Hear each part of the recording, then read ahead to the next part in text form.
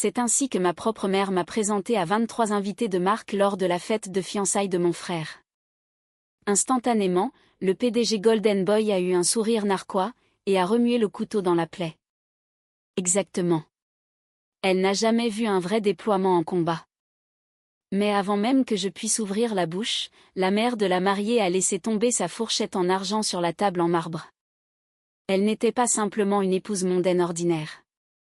C'était une générale 4 étoiles, la femme que j'avais rencontrée une seule et unique fois, 18 mois auparavant, à l'intérieur d'une salle de briefing top secrète du Pentagone. Elle a planté ses yeux froids et sans vie dans les miens et a murmuré exactement 7 mots, une seule phrase. Et le visage arrogant de ma mère s'est instantanément vidé de toute couleur, devenant pâle comme un cadavre. Avant de vous dire quels étaient ces 7 mots, prenez une seconde pour cliquer sur j'aime et vous abonner. Surtout si vous avez déjà été humilié par votre propre sang, juste parce que vous ne faisiez pas bonne figure sur leur CV. Dites-moi d'où vous regardez dans les commentaires. Cette histoire pourrait être la réponse exacte que vous cherchez. Pour l'instant, afin de comprendre tout le poids de ce que la générale a dit à cette table, laissez-moi vous ramener 10 ans en arrière, à la nuit où cette famille m'a officiellement étiqueté comme une honte irrécupérable. Il y a 10 ans, mon père, Arthur, travaillait pour le département des anciens combattants. Il passait 40 heures par semaine enfoui sous une montagne de paperasse administrative, tamponnant machinalement des demandes d'invalidité pour des gars qui avaient laissé des morceaux d'eux-mêmes dans le bac à sable, de l'autre côté de l'océan. On pourrait penser qu'une vie entière à traiter des dossiers pour des soldats brisés apprendrait à un homme quelque chose sur le cran. Ce ne fut pas le cas. Arthur était un lâche de la pire espèce. Il vivait sa vie dans des costumes en polyester gris bon marché de chez J.C. Penney, qui plissaient toujours aux genoux. Chaque fois que ma mère, Evelyne, entrait dans une de ces crises de rage psychotique, obsédée par le statut social, Arthur avait une routine.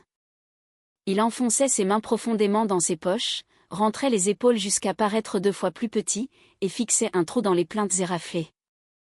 Il émettait ce pathétique petit bruit de raclement de gorge évasif. AM. Et puis il s'en allait. Il se mentait à lui-même. Il appelait ça « préserver la paix ».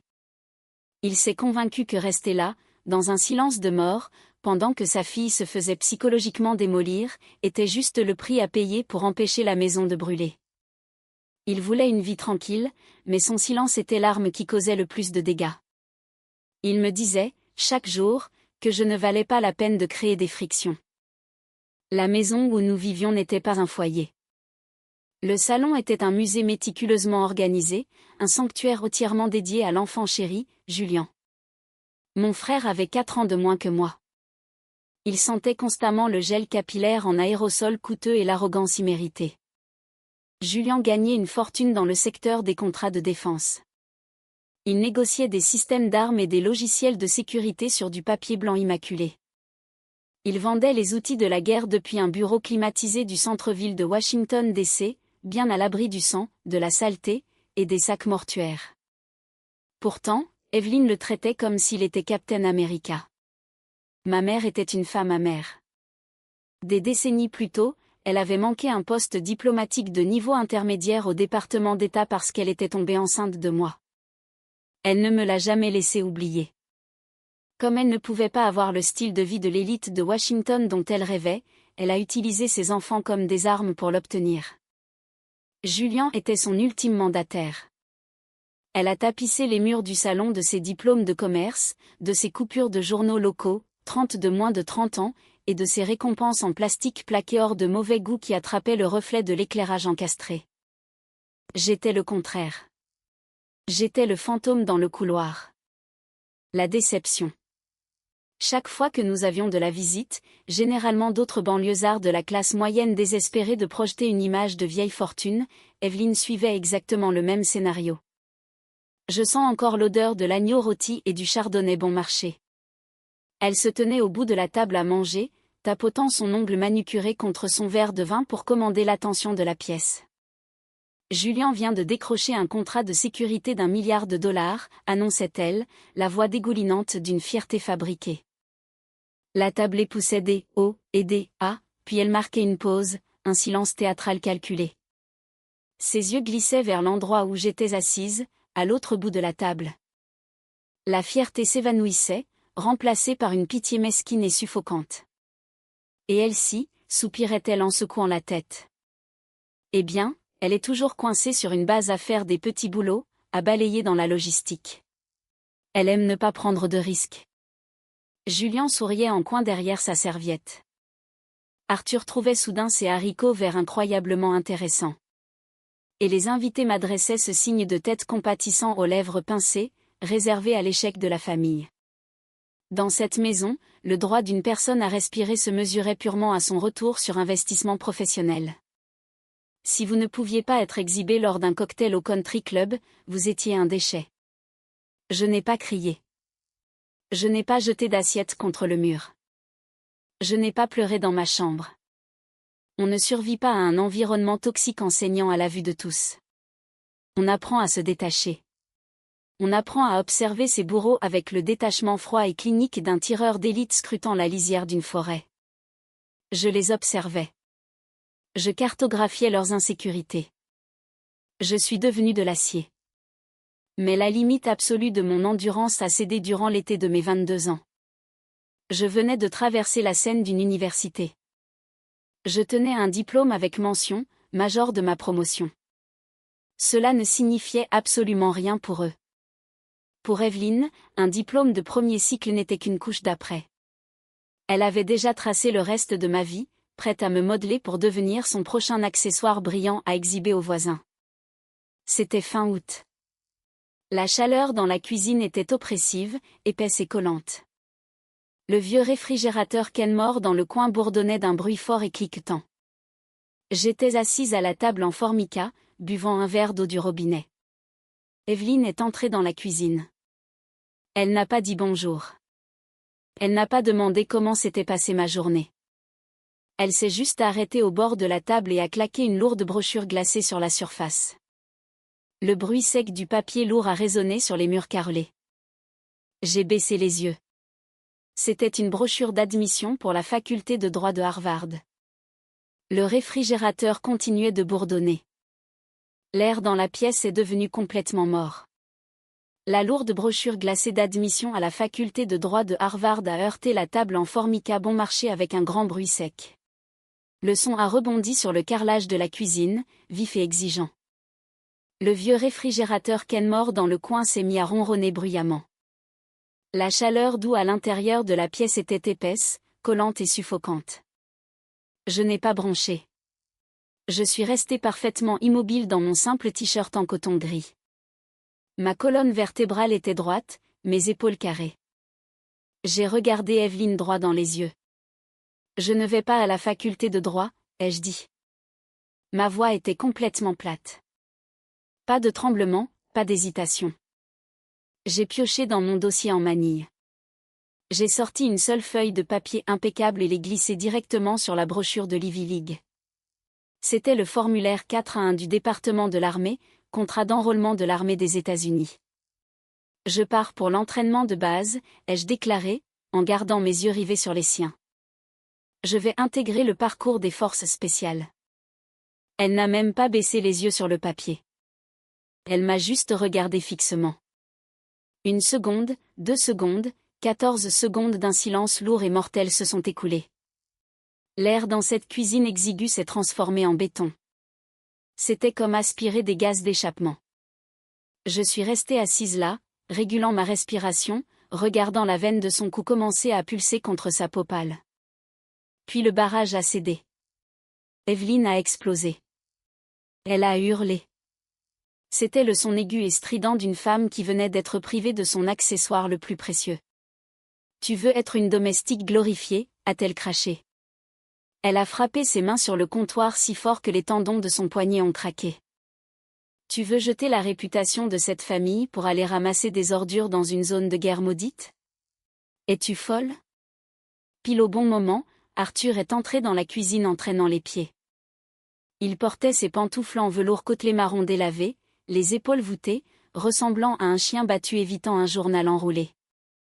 Il a jeté un coup d'œil au papier d'enrôlement militaire sur la table et a immédiatement gémi, se frottant le visage à 2 mains. J'ai déjà dit au gars du bureau des anciens combattants que tu avais été admise à Harvard, a-t-il marmonné. Il a refusé de me regarder dans les yeux. Comment suis-je censé arriver là-bas lundi matin? Ils vont poser des questions. Tu me fais passer pour un imbécile complet. Pas un seul mot sur ma sécurité. Pas une seule question sur mon avenir.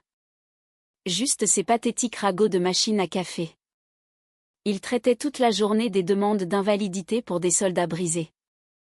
Mais dans sa propre maison, un uniforme n'était qu'un embarras social. Mon téléphone a vibré violemment contre la table, cliquetant contre mon verre d'eau. L'écran s'est allumé dans la cuisine sombre. Un SMS de Julien, confortablement installé dans sa chambre climatisée à seulement 6 mètres de là. Tu fais encore pleurer maman. Arrête de jouer les héros et fais ce qu'on te dit. J'ai regardé l'écran lumineux. J'ai regardé Arthur, qui étudiait maintenant intensément les éraflures sur le sol en linoléum. J'ai regardé Evelyne, dont le visage était rouge violacé de rage, sa poitrine se soulevant alors qu'elle préparait son ultimatum final. Si tu franchis cette porte pour ça, a ricané Evelyne, pointant un doigt manucuré tremblant à quelques centimètres de mon visage, c'en est fini de toi. Je te couperai chaque centime. Pas d'argent, pas de forfait téléphonique, pas de soutien. Tu peux aller récurer des toilettes dans la boue, je m'en fiche complètement. Tu ne seras rien. Je n'ai pas argumenté. Je ne me suis pas expliqué. Je me suis levé. J'ai repoussé la chaise en bois. Les pieds ont gratté bruyamment le sol, couvrant ses cris. Je leur ai tourné le dos et je suis sorti par la porte arrière. L'air de la nuit était humide et sentait l'herbe coupée et la terre mouillée. Les planches de bois du porche arrière ont grincé sous mes bottes. Assise dans l'obscurité sur la balancelle pourrie du porche se trouvait la seule personne de toute cette lignée qui comprenait réellement le poids d'un uniforme. Grand-mère Margaret. Elle avait 78 ans, une ancienne infirmière de l'armée qui avait enchaîné des gardes de 30 heures dans des hôpitaux de campagne glaciale pendant la guerre froide. Elle n'a pas pleuré. Elle n'a pas crié. Elle est juste restée assise là, dans l'ombre, tirant une longue bouffée d'une cigarette Winston. La cerise rouge incandescente jetait une faible lueur sur ses rides profondes et burinées. Elle s'est levée lentement et a écrasé la cigarette sous le talon de sa chaussure. Elle a fouillé profondément dans la poche de son cardigan en laine délavé. Elle a attrapé ma main droite. Ses doigts étaient osseux, durs, et ressemblaient à du vieux cuir. Elle a pressé fermement un rouleau épais et lourd de billets de $20 dans ma paume. 8 $. Juste au-dessus de l'argent, elle a laissé tomber une chaîne en métal. J'ai baissé les yeux. C'était une plaque d'identité militaire, piquée, rayée, et tachetée par des décennies de rouille brune. La plaque de mon grand-père. Le métal était glacial contre ma peau. Margaret m'a regardé droit dans les yeux. Sa voix sonnait comme du gravier qui grince. Garde ça, a-t-elle ordonné. Pour les nuits où les tirs traçants t'empêcheront de dormir, tu la regarderas et tu te souviendras que tu as le sang de vrai guerrier dans tes veines. Laisse les autres pourrir dans leur bureau propre. J'ai hoché la tête une fois. Je ne suis pas retournée à l'intérieur pour m'excuser auprès de ma mère. Je n'ai pas supplié Arthur de me comprendre. J'ai glissé la chaîne en métal rouillé autour de ma tête. L'acier froid s'est posé juste contre ma clavicule. C'était lourd. C'était comme une armure. Je suis allée directement dans ma chambre, j'ai attrapé le lourd sac de sport vert olive que j'avais préparé 3 jours plus tôt, et je l'ai jeté sur mon épaule. La sangle épaisse en toile s'enfonçait durement dans mon muscle. Je suis sortie par la porte d'entrée et j'ai laissé la moustiquaire claquer derrière moi. 1 heure plus tard, j'étais sur le quai en béton fissuré de la gare du centre-ville. L'odeur épaisse de diesel et de pluie stagnante emplissait mes poumons. Le bus Greyhound tournait bruyamment au ralenti au bord du trottoir, ses énormes freins à air sifflant violemment dans l'obscurité. Je suis montée dans le bus, j'ai marché directement jusqu'au fond, et je me suis assise sur un siège en vinyle craquelé. Le moteur a vrombit. Alors que le bus s'éloignait du trottoir, j'ai regardé par la fenêtre teintée de jaune et crasseuse. J'ai regardé les pelouses manucurées, les allées impeccables, et les lumières vives des porches du quartier de ma famille s'estompaient lentement dans la nuit noire. J'ai appuyé ma tête contre la vitre vibrante. J'ai fermé les yeux, et je n'ai pas regardé en arrière une seule fois. Les recruteurs militaires vous vendent une publicité léchée. Des uniformes impeccables, des drapeaux flottants au vent, des saluts nets. La réalité, c'est juste de la saleté, du bruit, et l'odeur cuivrée du sang. 3 ans après être monté dans ce bus Greyhound, je mangeais du sable dans un avant-poste isolé au Moyen-Orient. Julian était de retour à Washington, D.C., portant un costume sur mesure, et concluant des contrats de défense sur du papier blanc immaculé. Mes contrats à moi, ils se négociaient dans la boue, la sueur, et les douilles usagées. Je ne poussais pas du papier. Je poussais de la gaze de combat dans des blessures ouvertes à la poitrine. J'ai appris le son exact du déchirement que fait un garrot tactique, quand on arrache le velcro sous un feu nourri. J'ai appris à abattre une cible à 300 mètres juste pour continuer à respirer. L'odeur de la cordite brûlée et du sang séché s'est incrustée profondément dans mes pores. On peut se frotter avec du savon puissant jusqu'à ce que la peau soit à vif, mais cette odeur ne part jamais. Elle devient une partie de vous. Il était minuit bien passé après qu'un raid massif a complètement dérapé. Nous étions revenus à la base d'opération avancée. Je me tenais au centre du camp, couverte de poussière blanche et crayeuse, et du sang de quelqu'un d'autre.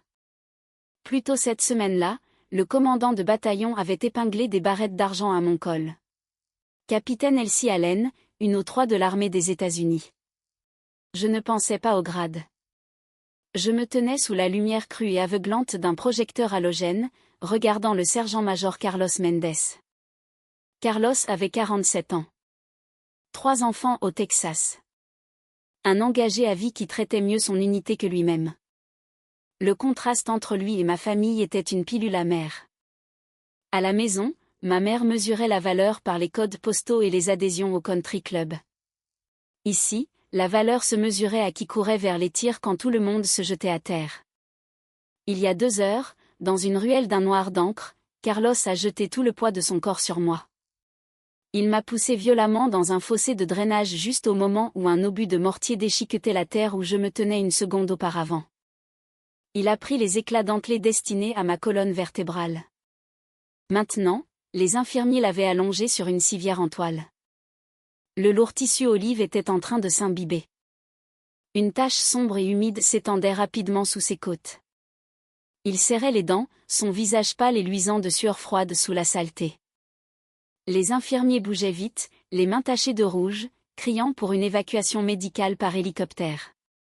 Le vent du désert s'est levé, projetant du sable fin et piquant contre mon visage. La température chute vite la nuit là-bas. Elle vous transperce le treillis. J'ai détaché une pochette de mon gilet tactique et j'ai sorti le lourd téléphone satellite noir. J'ai essuyé la poussière de l'écran avec mon pouce. Mes mains tremblaient légèrement, non pas de peur, mais à cause de la décharge massive d'adrénaline qui quittait lentement mon système. J'avais juste besoin d'un lien, d'une connexion humaine normale pour me ramener sur Terre avant l'arrivée des hélicoptères. J'ai composé l'indicatif régional de la Virginie. Le grésillement a sifflé dans mon oreille. Un crépitement numérique strident. 3 sonneries. Allô ? C'était Evelyne. Sa voix était sèche, irritée, comme si je venais d'interrompre son émission de télévision préférée. Pas de « Est-ce que ça va ? » Pas de « Je suis contente que tu sois en vie. » Tu en as marre d'être une éponge à balles, a-t-elle demandé. Les glaçons ont teinté dans son verre. Je pouvais l'imaginer, debout dans sa cuisine impeccable, tenant un verre de chardonnay bon marché. J'ai dégluti difficilement. Ma gorge était comme du papier de verre. J'ai regardé les infirmiers découper l'uniforme de Carlos avec des ciseaux médicaux. Je viens d'être promu capitaine, maman. Une pause sur la ligne. Le délai du satellite a étiré le silence, puis un lourd soupir théâtral. Ah oui, a dit Evelyne. Sa voix a pris ce ton moqueur familier. Glacial.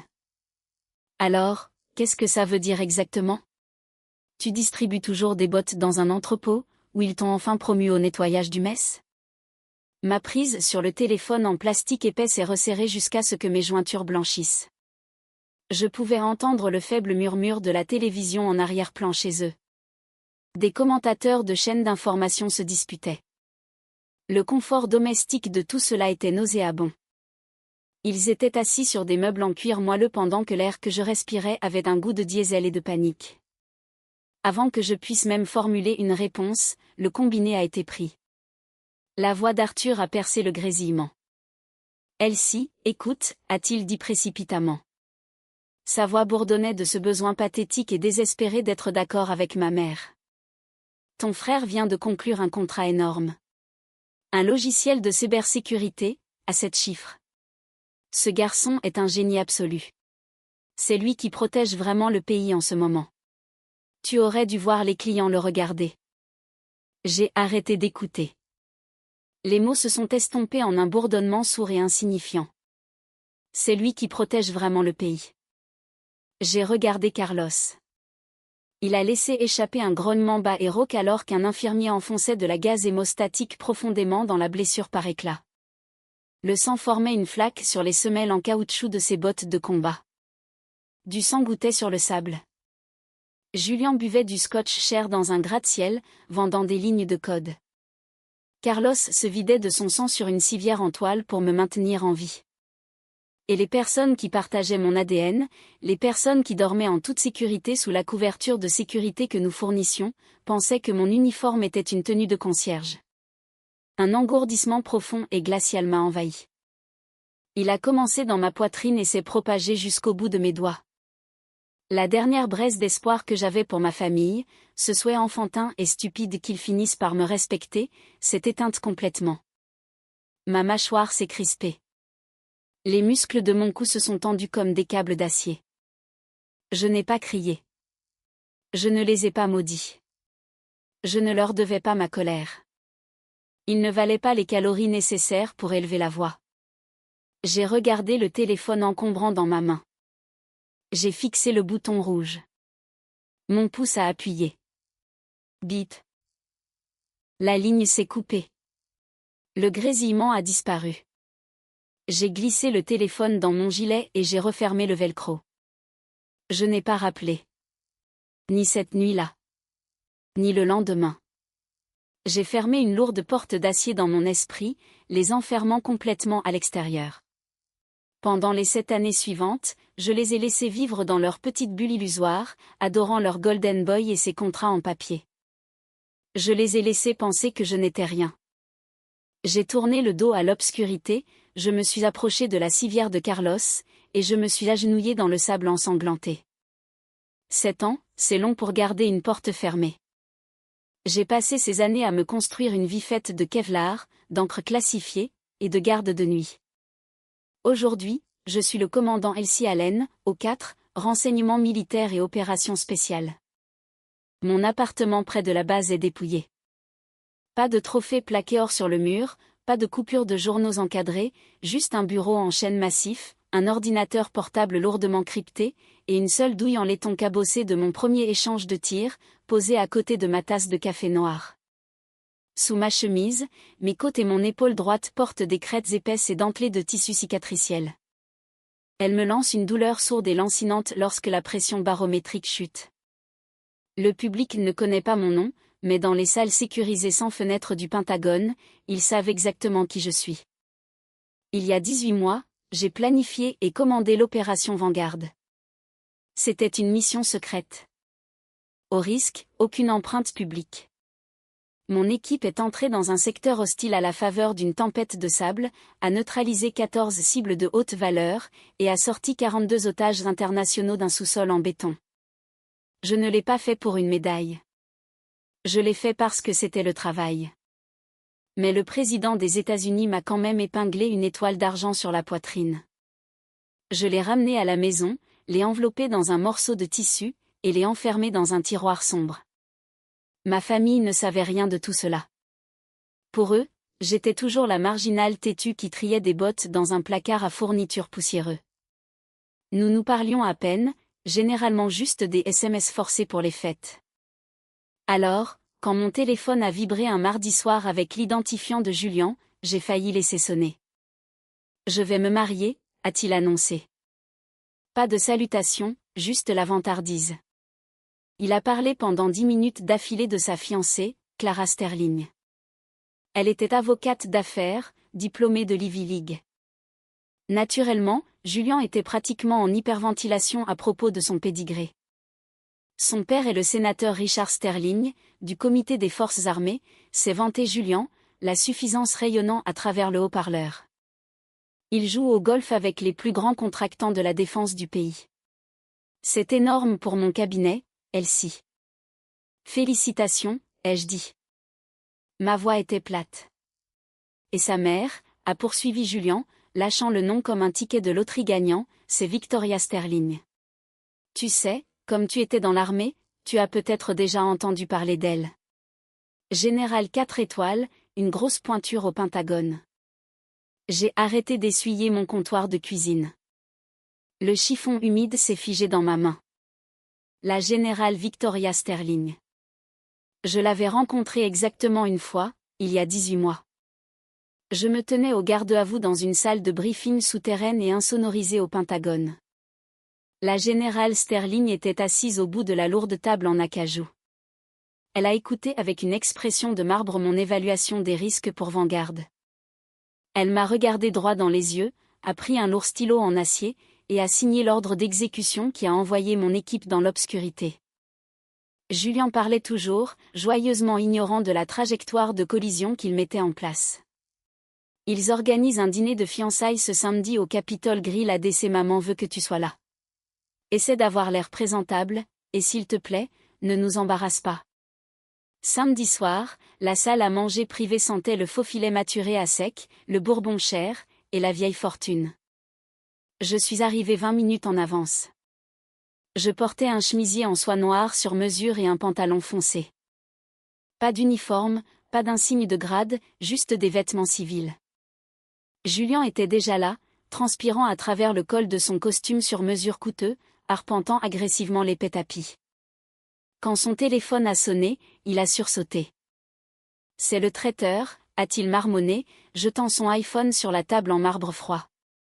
Il s'est précipité dans le couloir pour crier sur celui qui était à l'autre bout du fil. Je suis resté seul dans la pièce. J'ai pris une carafe en verre et j'ai versé de l'eau glacée. Sur la table, l'écran de l'iPhone de Julian s'est allumé. Une notification a retenti. Je ne voulais pas fouiner. Mais la bannière de texte brillait d'un bleu vif contre le marbre sombre et le nom de la discussion de groupe a instantanément attiré mon attention. Info famille Allen. Il y avait 3 personnes dans cette discussion. Evelyne, Arthur, et Julian. Je n'y étais pas incluse. Je ne l'avais jamais été. Un nouveau message de ma mère est apparu sur l'écran de verrouillage.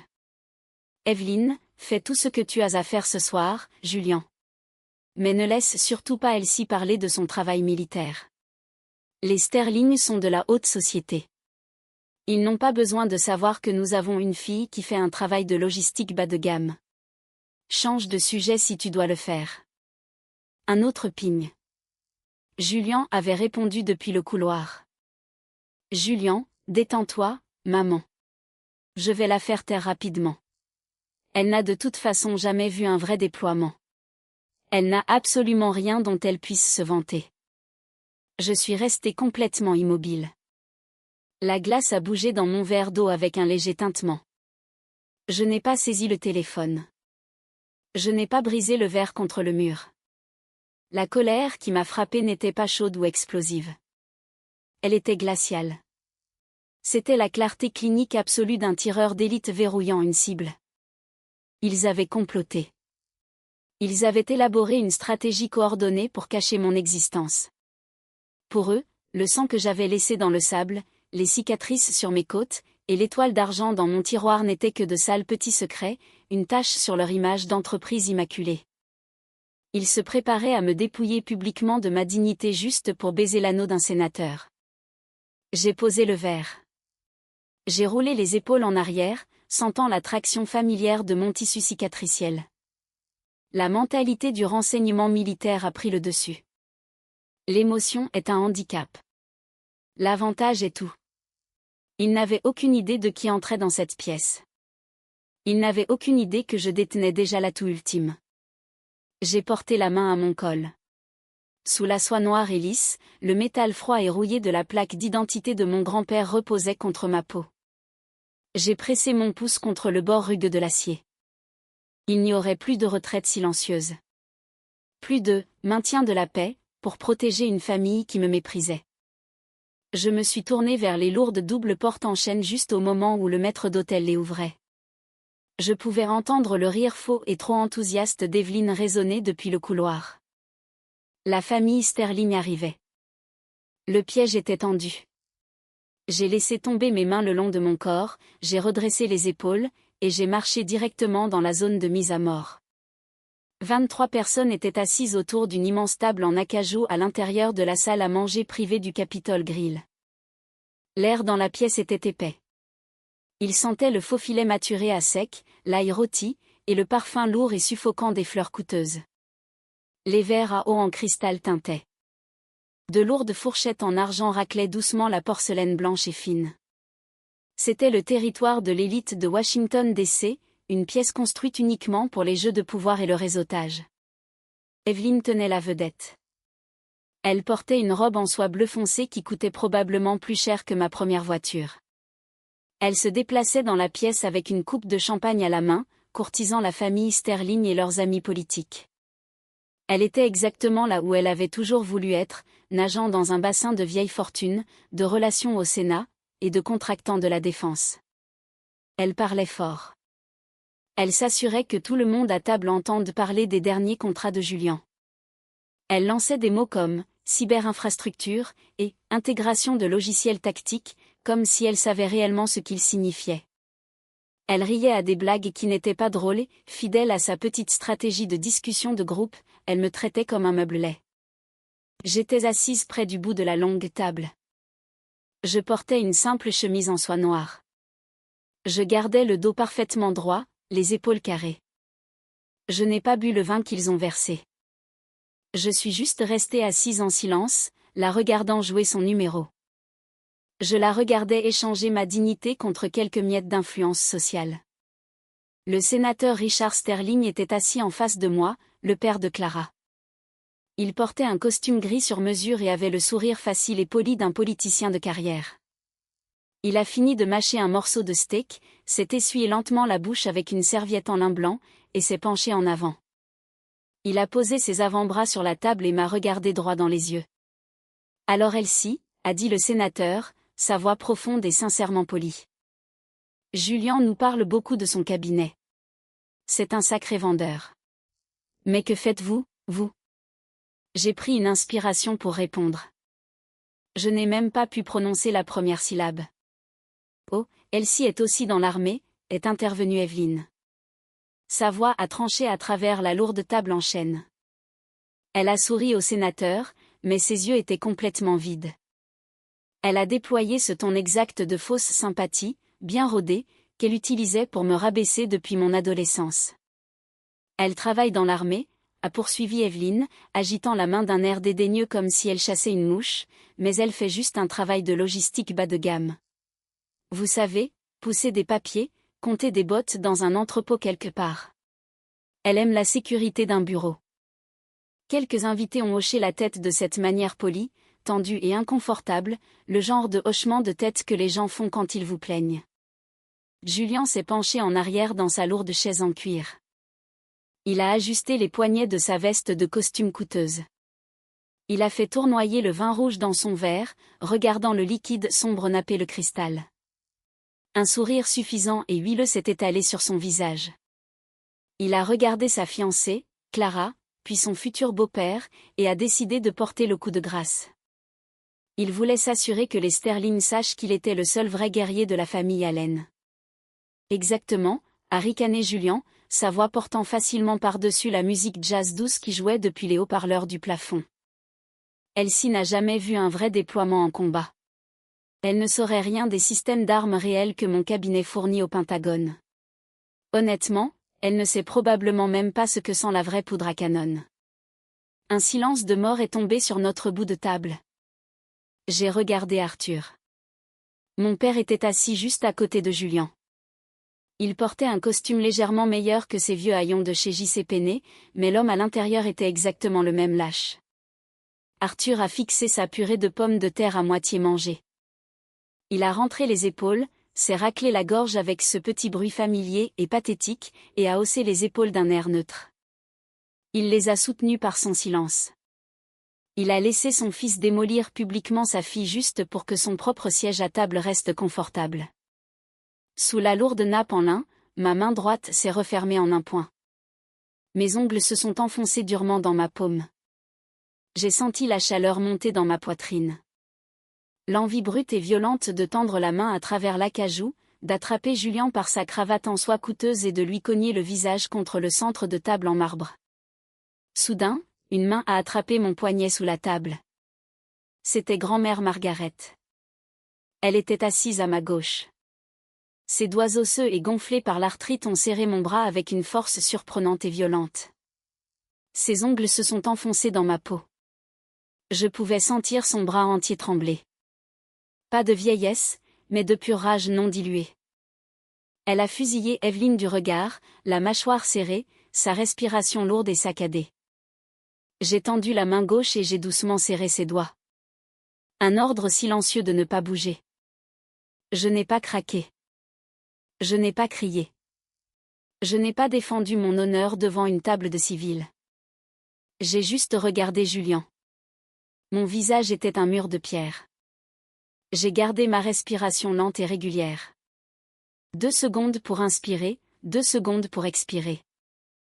J'ai fixé les yeux de mon petit frère avec la concentration froide et morte d'un tireur d'élite ajustant son réticule juste entre les yeux d'une cible. Laissez-le parler. Laissez-le creuser le trou un peu plus profond. Il pensait avoir toutes les cartes en main.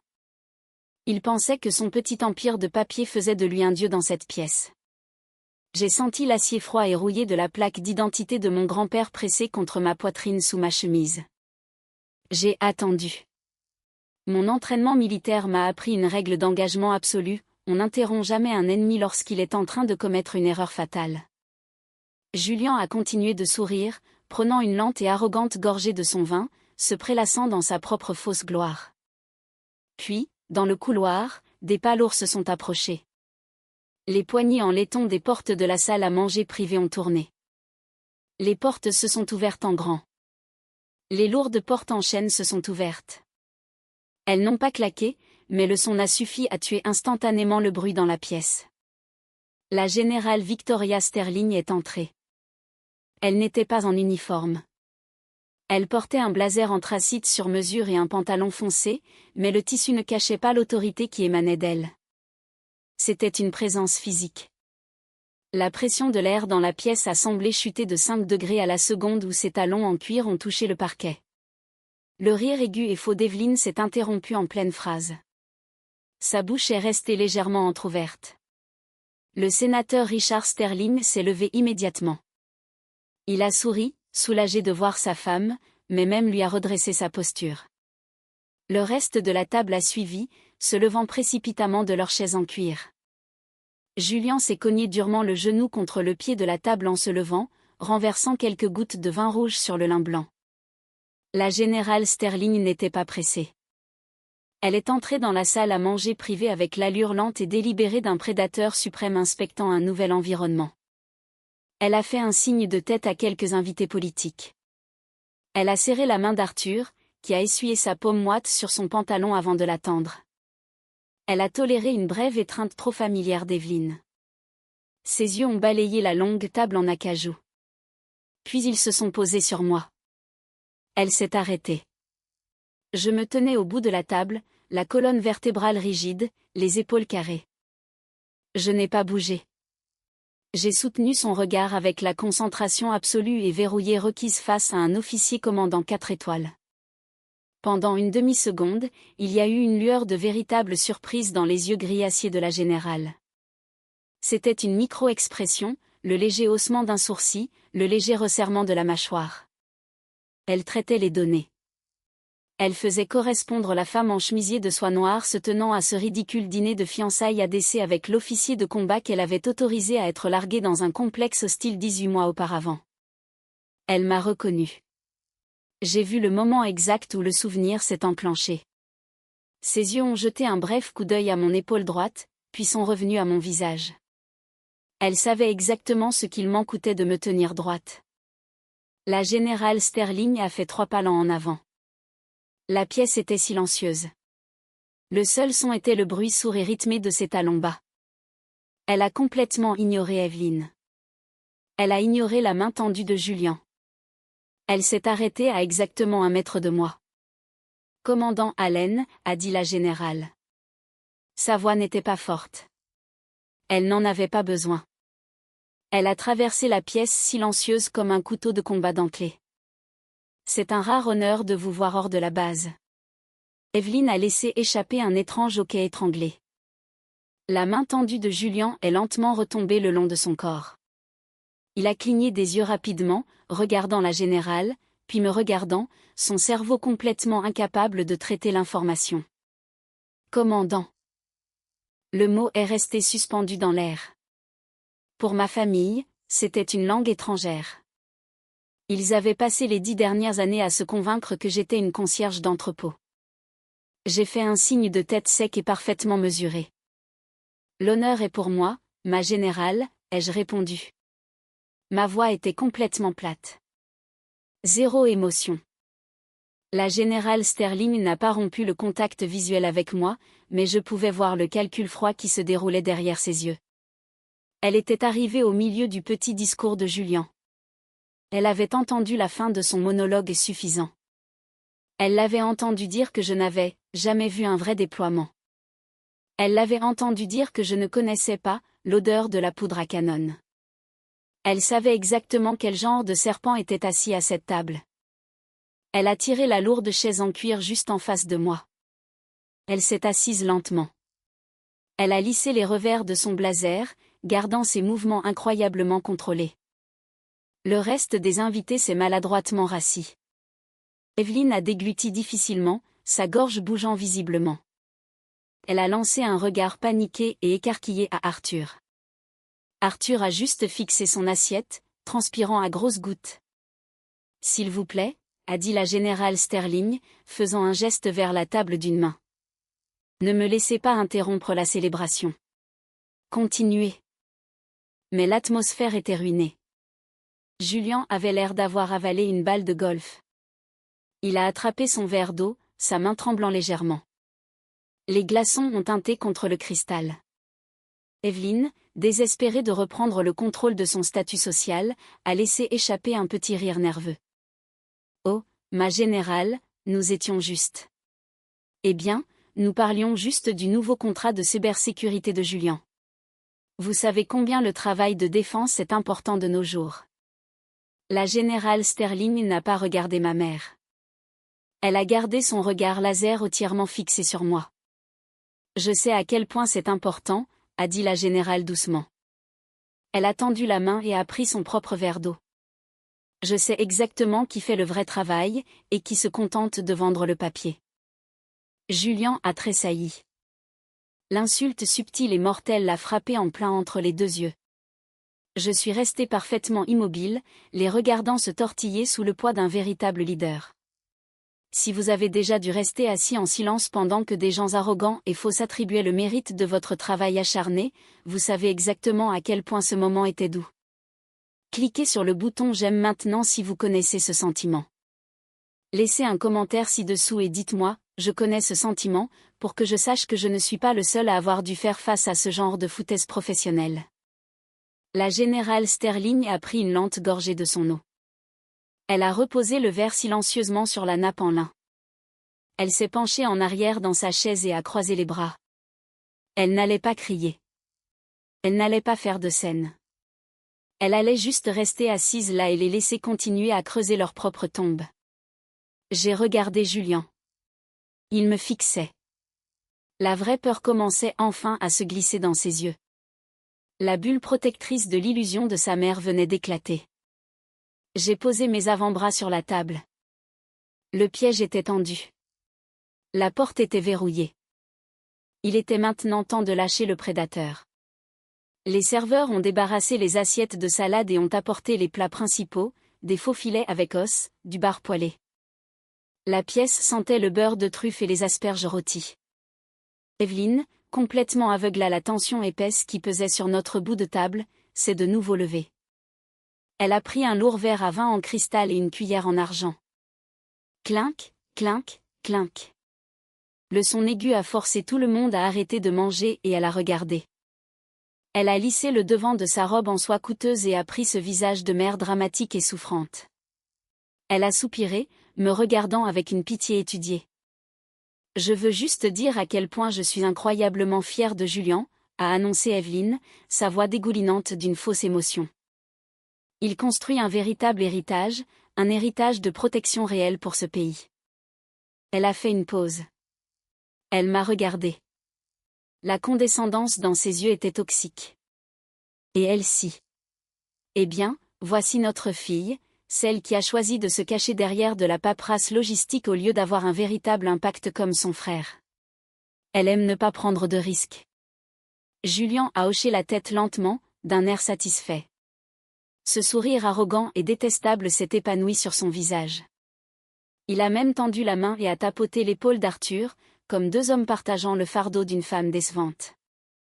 3 secondes de silence de mort ont suivi. Puis, la générale Victoria Sterling a lentement posé sa lourde fourchette en argent sur son assiette. Elle ne l'a pas fait cliqueter. Elle l'a posée avec un contrôle total. La générale n'a pas regardé Evelyne. Elle a tourné la tête, ses yeux gris acier se verrouillant sur Julian. Son regard était glacial. C'était le regard que l'on jette à un insecte avant de l'écraser. « Julian », a dit la générale Sterling. Sa voix était basse, mais elle commandait chaque centimètre carré de cette pièce. « Avez-vous juste dit que votre sœur n'a jamais vu un vrai déploiement ?» Le sourire de Julian a vacillé. Il a cligné des yeux, confus par le changement soudain de pression dans l'air. Il a ouvert la bouche pour répondre, peut-être pour faire une autre blague sur mon travail d'entrepôt, mais il n'en a pas eu l'occasion. La générale n'a pas attendu sa réponse. Elle a tourné brusquement la tête vers moi. Sa voix a tonné, nette et puissante, résonnant contre les murs en acajou. « Commandant Allan, dites à votre famille où vous étiez il y a 18 mois. » Evelyne a paniqué. Le titre de commandant s'est enfin enregistré dans son cerveau d'alpiniste social. Elle a vu son parfait dîner de gala à décès lui glisser entre ses mains manucurées. « Oh, ma générale », a balbutié Evelyne, agitant nerveusement les mains. Elle traîne juste sur une base de ravitaillement. Elle. Je parle à Mon officier, a rugi la générale Sterling. Les mots ont tranché la voix faussement polie d'Evelyne comme une machette dans du papier mouillé. La bouche d'Evelyne s'est refermée d'un coup sec. Elle a physiquement reculé, se ratatinant dans sa chaise. Arthur a fixé son verre d'eau, son visage complètement pâle, transpirant à travers son col. La générale Sterling a fouillé dans la poche intérieure de son blazer anthracite. Elle en a sorti une lourde pièce en laiton massif. Une pièce de défi de général 4 étoiles. Elle l'a lancée. La lourde pièce de métal a heurté la table en marbre juste devant l'assiette d'Evelyne avec un craquement sec et violent. Il y a 18 mois, a déclaré la générale, sa voix dure et intransigeante, le commandant Elsie Allan a planifié et commandé l'opération Vanguard, un raid d'action directe classifié derrière les lignes ennemies. Elle a pénétré dans un complexe hostile. Son équipe a neutralisé 14 terroristes armés, et a sorti vivant 42 otages internationaux d'un sous-sol. Toute la salle, les 23 personnes, a cessé de respirer. Le sénateur Sterling a posé son verre de vin, me regardant avec un respect soudain et intense. La générale n'avait pas fini. Elle s'est levée. Elle a posé les 2 mains à plat sur la table, se penchant en avant, dominant l'espace. Elle ne s'est pas cachée derrière un bureau, a poursuivi la générale Sterling, sa voix dégoulinante d'un dégoût absolu alors qu'elle regardait Evelyne. Elle a pris une balle dans son gilet et des éclats dans ses côtes pour s'assurer que ces hommes s'en sortent. Elle porte l'étoile d'argent sur sa poitrine, remise en main propre par le président des États-Unis. Le visage d'Evelyne s'est vidé de tout son sang. Elle ressemblait à une figure de cire fondant sous une lampe chauffante, la bouche ouverte, mais aucun son n'en sortait. La générale Sterling a tourné son regard mortel vers Julian. Vos contrats de défense en papier, a ricané la générale, sont des déchets absolument sans valeur sans le sang de vrais opérateurs de combat comme votre sœur. La mâchoire de Julian pendait, sa lèvre inférieure tremblait violemment. La façade du PDG Golden Boy suffisant était entièrement brisée. Il avait l'air petit, pathétique, un imposteur démasqué dans son propre temple. Il a baissé les yeux vers la table, incapable de rencontrer le regard de sa fiancée, Clara, qui le fixait maintenant en état de choc complet. Je n'ai pas souri. Je n'ai pas jubilé. Je n'avais pas besoin de leur frotter le nez dedans. Les dégâts étaient totaux, absolus, et permanents. Je suis restée assise parfaitement droite dans ma chaise, les épaules carrées, mes mains posées calmement sur mes genoux. J'ai regardé la générale Sterling droit dans les yeux, mon visage un masque de pierre froide et impassible. Mission accomplie, ma générale, ai-je dit doucement. Le sénateur Richard Sterling a brisé le silence de mort. Il a tourné lentement la tête, regardant directement mon père. Le sourire poli et étudié du politicien avait disparu, remplacé par un dégoût profond et viscéral. Vous avez une véritable héroïne assise à votre table, Arthur, a grogné le sénateur. Sa voix était basse, mais elle portait un poids lourd et dangereux. Et vous restez là à fixer votre assiette et à laisser votre fils lui manquer de respect comme ça, devant ma femme. Arthur s'est étouffé. Il a tiré frénétiquement sur le col de sa chemise bon marché.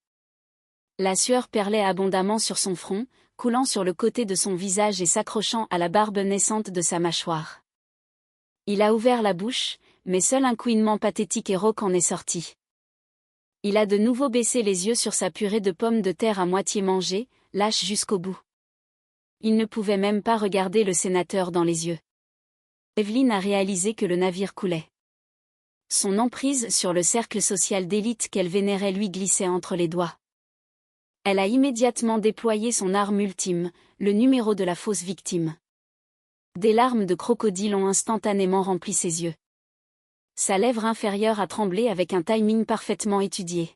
« Oh, Richard, s'il vous plaît » a balbutié Evelyn, posant une main manucurée sur sa poitrine. Elle a forcé sa voix à se briser. Nous n'avions aucune idée. Elsie ne nous dit jamais rien. Elle nous exclut. Si j'avais su que ma propre fille était en danger. Smack. Une main osseuse et veineuse s'est abattue sur la lourde table en acajou. Les couverts ont sauté.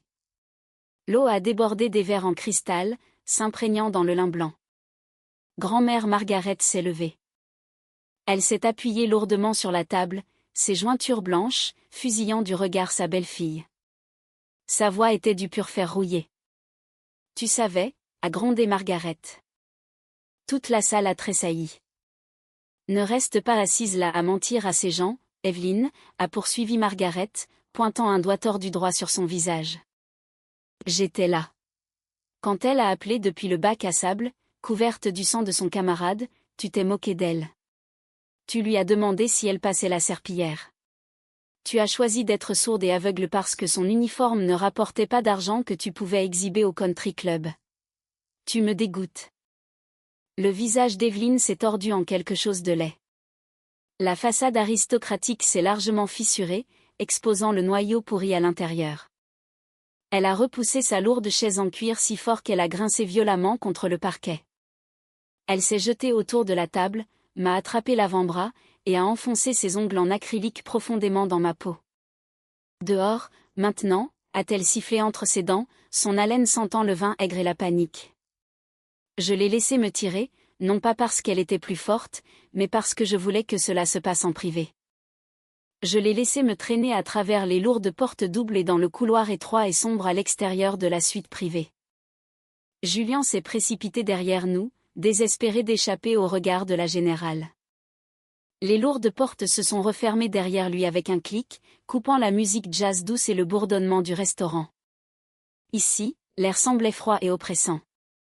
Les murs du couloir étaient revêtus de pierres sombres et polies. On se sentait comme dans un bunker. Evelyn a lâché mon bras et s'est retournée. Elle haletait lourdement. Sa robe en soie coûteuse avait l'air froissée. Le masque était entièrement tombé, révélant l'animal enragé et obsédé par le statut qui se cachait en dessous. « Tu es contente maintenant » a hurlé Evelyne. Elle a pointé un doigt tremblant à 1 pouce de mon visage. « Tu as fait ça exprès. Tu m'as humiliée devant les Sterling. Tu as piégé Julian juste pour ruiner son avenir. Tu ruines toujours tout. » Classique, nier, attaquer, et inverser les rôles de victime et d'agresseur. Je venais de prendre une balle pour gagner ma vie, mais d'une manière ou d'une autre, c'est elle qui saignait sur le tapis. Elle se fichait que j'ai failli mourir il y a 18 mois. Elle se souciait seulement d'avoir mauvaise mine au dîner. J'ai jeté un coup d'œil par-dessus son épaule. Julian était plaqué contre le mur de pierre froid. Son costume sur mesure flottait sur sa silhouette. Il pleurait vraiment. De vraies larmes pathétiques coulaient sur ses joues. Sa poitrine se soulevait de respirations rapides et superficielles. Le faux PDG venait de réaliser qu'il avait passé la dernière heure à se vanter d'armes en papier devant une femme qui avait appuyé sur de vraies gâchettes. Il a réalisé qu'il n'était rien. Je n'ai pas reculé. Je n'ai pas crié en retour. J'ai fait un pas délibéré en avant, réduisant la distance entre moi et ma mère. J'ai redressé les épaules, j'ai serré la mâchoire, et je l'ai regardé de haut. J'ai utilisé la même présence physique que j'utilisais pour interroger des combattants hostiles. Une domination totale et mortelle. Evelyne a senti le changement dans l'air. Elle a instinctivement fait un pas en arrière, ses talons trébuchant maladroitement sur l'épais tapis. Ses omoplates ont heurté le mur de pierre. Elle était piégée. Je me suis penché près d'elle. Ma voix n'était qu'un murmure plat et sans vie. Je n'ai pas ruiné Julian, ai-je dit, mes yeux perçant un trou dans son crâne. C'est toi. Tu as choisi d'être aveugle à mon uniforme. Tu as construit une maison de verre entièrement faite de mensonges et de prestige factice. Et ce soir, c'est ta propre arrogance qui a jeté la pierre qui l'a brisée. Evelyne a dégluti difficilement. Elle s'est aplatie contre le mur, ses yeux écarquillés de peur réelle. Pour la première fois en 32 ans, elle a réalisé que je n'étais pas le punching ball silencieux et docile qu'elle avait élevé. J'étais une arme, et elle venait de regarder dans le canon. J'ai rompu le contact visuel et j'ai tourné lentement la tête vers Julian. Il a tressailli, se recroquevillant davantage dans le coin. Il a levé une main tremblante pour s'essuyer le nez, étalant de la morve sur son poignet en soie coûteuse. Julian, ai-je dit. Son nom avait un goût de cendre dans ma bouche. Il m'a regardé, terrifié, attendant l'exécution. Tu voulais savoir ce qu'était de vrais déploiements, lui ai-je dit, ma voix complètement dénuée de pitié. Tu viens de survivre à ton premier. Souviens-toi de l'odeur que ça a, je n'ai pas attendu sa réponse. Je me fichais qu'ils pleurent plus fort. Je leur ai tourné le dos à tous les deux, les laissant suffoquer dans le couloir de leur propre fabrication. J'ai saisi les lourdes poignées en laiton des doubles portes et les ai poussées, rentrant dans la salle à manger pour le verdict final. J'ai poussé les lourdes portes en laiton et je suis retourné dans la salle à manger privée. La pièce était complètement silencieuse. Le tintement de l'argenterie, le bourdonnement des conversations tranquilles, les rires forcés, tout cela avait disparu. 23 paires d'yeux se sont posés sur moi. Le sénateur Sterling semblait complètement épuisé par le niveau de dysfonctionnement auquel il venait d'assister. La générale Sterling était assise dans la même position que je l'avais laissée, les bras croisés, le visage entièrement illisible. Je ne suis pas retourné à mon siège au bout de la table. Je me suis tenu près de la tête de table. J'ai gardé ma posture verrouillée dans une position de repos rigide. J'ai pris une lente et profonde inspiration, aspirant l'air lourd et parfumé dans mes poumons. J'aime cette famille, ai-je dit. Ma voix a résonné contre les murs en acajou. Elle était stable, inébranlable. Mais je ne m'assiérai jamais, sous aucun prétexte, à une table avec des gens qui manquent de respect à l'uniforme. Je ne partagerai pas le pain avec des gens qui se moquent du sang et des os des hommes et des femmes qui sont morts à mes côtés. Evelyne a fait irruption par les portes derrière moi. Elle est pratiquement tombée dans la pièce, les cheveux en désordre, sa robe en soie tordue. La panique dans ses yeux était sauvage, comme un animal acculé réalisant que le piège venait de se refermer. Tu ne peux pas partir comme ça, a hurlé Evelyne, trébuchant en avant. Elle a tendu la main, essayant d'attraper mon épaule. Je suis ta mère. Tu me dois. Assieds-toi, Evelyne. L'ordre n'est pas venu de moi. Il est venu du bout de la table. Grand-mère Margaret a de nouveau frappé la paume de sa main sur le bois. Sa voix était du pur gravier. Laisse-la partir. Evelyne s'est figée. L'autorité absolue dans la voix de la vieille infirmière l'a clouée au sol. Arthur n'a même pas levé les yeux. Il a continué à fixer son assiette, en sueur. J'ai complètement ignoré ma mère. Je me suis approchée de l'endroit où grand-mère Margaret était assise. Je me suis mise à genoux juste à côté de sa chaise. Un signe de respect militaire approprié. J'ai levé les yeux vers son visage buriné et lourdement ridé. J'ai vu la fierté féroce et intransigeante briller dans ses yeux humides. J'ai passé la main sous le col de mon chemisier en soie. J'ai saisi la chaîne en métal froid. D'un coup sec, je l'ai passée par-dessus ma tête. La plaque d'identité de mon grand-père, le morceau d'acier rouillé et piqué que j'avais porté contre ma peau pendant 10 ans. Je me suis levée. Je me suis dirigée vers l'endroit où Evelyne était assise. J'ai posé la chaîne et la lourde plaque de métal sur la table en marbre, juste à côté de son verre de vin intact. Clac. Le son métallique sec a résonné dans la pièce silencieuse. Un point final. Un transfert total du fardeau. Je n'avais plus besoin de l'armure de métal. J'étais l'armure. Je me suis tournée. J'ai croisé le regard de la générale Sterling. Je lui ai fait un signe de tête sec et délibéré. Elle a répondu par un signe de tête, une reconnaissance silencieuse entre deux soldats quittant un environnement hostile. Je n'ai pas regardé Evelyne. Je n'ai pas regardé Julian, qui se cachait toujours dans le couloir. J'ai tourné le dos à toute la salle et je suis sortie. J'ai gardé la tête haute, mais pas mesurée et régulier, tout le long du couloir tapissé du restaurant et jusque dans la nuit moite de décès. J'ai conduit ma Jeep Wrangler noire cabossée sur 17 km hors des limites de la ville. Je n'ai pas allumé la radio. Je n'ai pas baissé les fenêtres. J'ai juste serré le volant et j'ai conduit jusqu'à ce que les lampadaires se raréfient et que le trafic dense s'estompe. Je me suis garé sur le parking vide d'une vieille église en briques dans une banlieue tranquille de Virginie. Le parking était désert, éclairé seulement par un unique lampadaire ambré vacillant près de la benne à ordures. J'ai coupé le moteur. Le silence soudain à l'intérieur de l'habitacle était assourdissant. J'ai fouillé dans la poche de mon pantalon. Avant de quitter le restaurant, grand-mère Margaret avait pressé un morceau de papier épais de couleur crème plié dans ma main. J'ai allumé la faible lumière du plafonnier. J'ai déplié le papier. C'était une note manuscrite.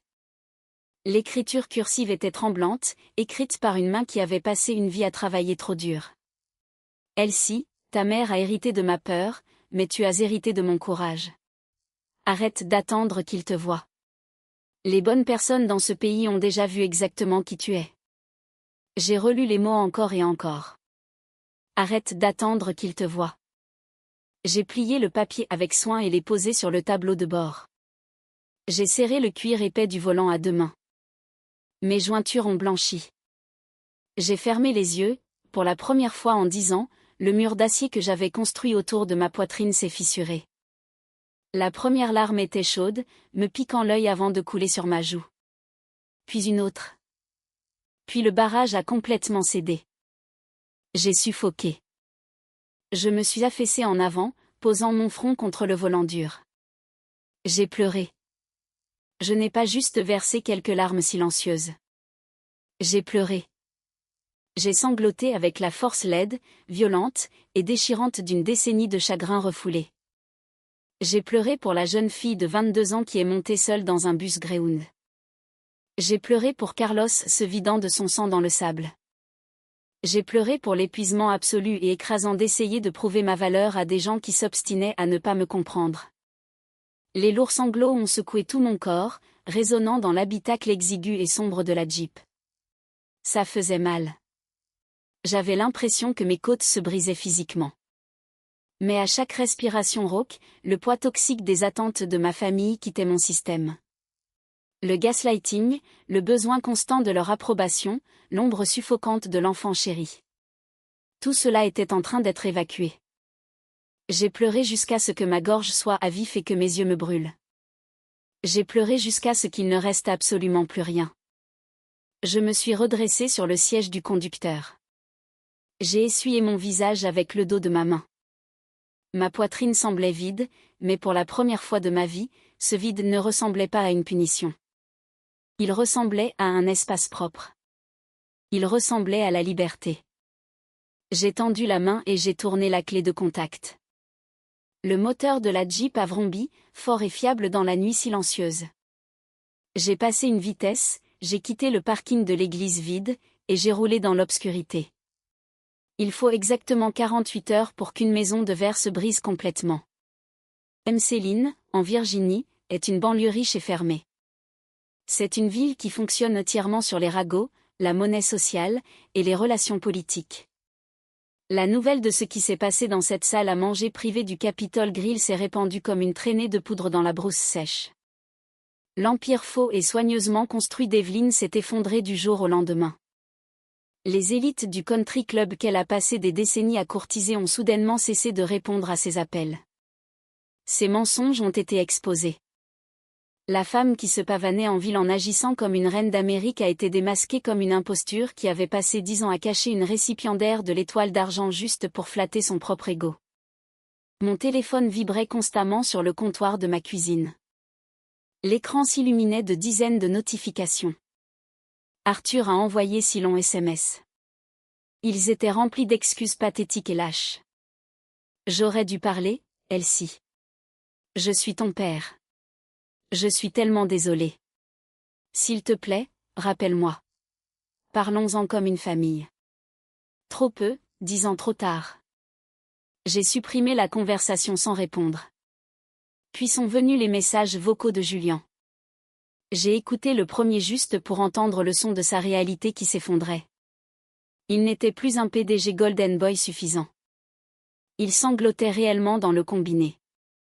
Sa respiration était saccadée. Elsie, s'il te plaît, a supplié Julien, sa voix aiguë et frénétique. Clara a annulé le mariage.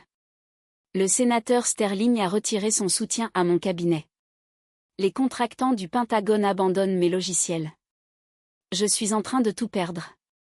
Mes investisseurs se retirent. S'il te plaît, Elsie, appelle juste la générale. Dis-lui que tu me pardonnes. Répare juste ça.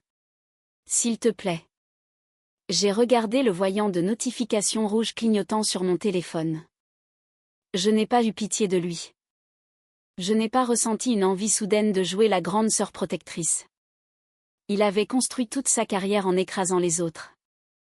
Il avait construit sa fierté en se moquant des gens qui saignaient vraiment pour ce pays. Maintenant, la gravité faisait simplement son travail. J'ai tapoté l'écran. Bloqué l'appelant. J'ai fait de même pour Arthur et Evelyn. Bloqué. Bloqué. Bloqué. 3 pressions rapides contre du verre froid. C'est tout ce qu'il a fallu pour couper le poids mort et pourri que j'avais traîné derrière moi pendant 32 ans. Le silence qui a rempli mon appartement par la suite était absolu. Il était paisible. Mon ordinateur portable a émis un doux ping depuis le bureau en chaîne. Une notification de mail sécurisée et cryptée. Je l'ai ouvert. L'expéditeur était la générale Victoria Sterling. Ce n'était pas une prise de contact amicale. C'était un ordre formel. La générale demandait officiellement mon transfert au Pentagone. Elle me voulait dans son état-major personnel comme conseillère tactique directe auprès des chefs d'état-major interarmés. Elle ne voulait pas de gratte-papier. Elle voulait des opérateurs qui savaient quel goût avait vraiment la poussière. J'ai fermé l'ordinateur portable. Je suis allé dans ma chambre et j'ai ouvert mon placard.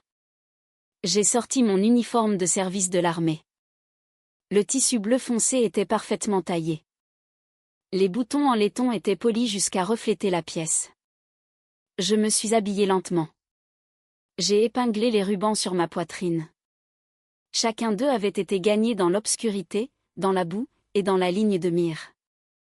Je me suis rendu à l'installation militaire du nord de la Virginie. L'air matinal était glacial, coupant à travers l'humidité estivale persistante. J'ai franchi les lourdes portes en acier du point de contrôle de sécurité. Le bruit sourd et rythmé de mes bottes sur l'asphalte ressemblait à un battement de cœur. Juste après le point de contrôle, légèrement appuyé contre une barrière en béton, se tenait le sergent-major Carlos Mendes. Il avait l'air plus âgé. Le gris de ses cheveux était plus épais. Il s'appuyait lourdement sur sa jambe gauche, un rappel permanent de l'éclat qu'il avait pris pour moi dans cette ruelle du désert. Mais il portait son uniforme, et il respirait. Carlos m'a vu arriver sur le chemin. Il s'est redressé de la barrière en béton. Il s'est tenu parfaitement droit, ignorant la douleur dans sa jambe. Il a claqué un salut net et impeccable. Ses yeux se sont plissés au coin avec un sourire profond et entendu. « Bonjour, mon commandant », a dit Carlos. Sa voix était rauque, familière, et rassurante. J'ai levé la main au bord de ma coiffe, rendant le salut. « Bonjour, mon sergent-major. » J'ai baissé la main. Nous n'avions pas besoin de nous étreindre. Nous n'avions pas besoin de pleurer. Nous nous tenions épaule contre épaule, regardant la base militaire tentaculaire et lourdement fortifiée. C'était ma famille. Les gens qui comprenaient le coût de l'uniforme. Les gens qui n'exigeaient pas que je me rabaisse pour que leurs égos se sentent plus grands. J'ai levé les yeux vers le ciel. C'était un bleu de Virginie vif, clair, et impitoyable. Mon frère s'était tenu devant 23 personnes et avait déclaré avec assurance que je n'avais jamais survécu à une vraie campagne. Il avait complètement tort. Je venais de survivre à la campagne la plus brutale, la plus éreintante, et la plus épuisante de toute ma vie. J'ai mené une guerre de 10 ans à l'intérieur d'une maison toxique. Je me suis battu pour protéger ma santé mentale, ma dignité, et mon droit d'exister sans m'en excuser. J'ai établi une frontière faite d'acier massif. Et j'ai quitté le champ de bataille la tête haute. Je n'avais pas besoin d'exhiber l'étoile d'argent pour prouver ma valeur. La fierté tranquille et inébranlable dans ma propre poitrine était le seul métal dont j'aurais jamais besoin. Et vous? Avez-vous déjà saigné pour des gens qui vous traitaient comme un fantôme? Avez-vous déjà sacrifié votre temps, votre argent, et votre santé mentale pour être finalement étiqueté comme l'échec invisible de votre famille? Je veux que vous sachiez quelque chose, maintenant. Vous n'êtes pas seul. Et votre silence, ce n'est pas de la faiblesse. C'est une préparation. C'est la pause tactique que vous prenez avant de finalement fixer vos limites et de reprendre votre vie en main.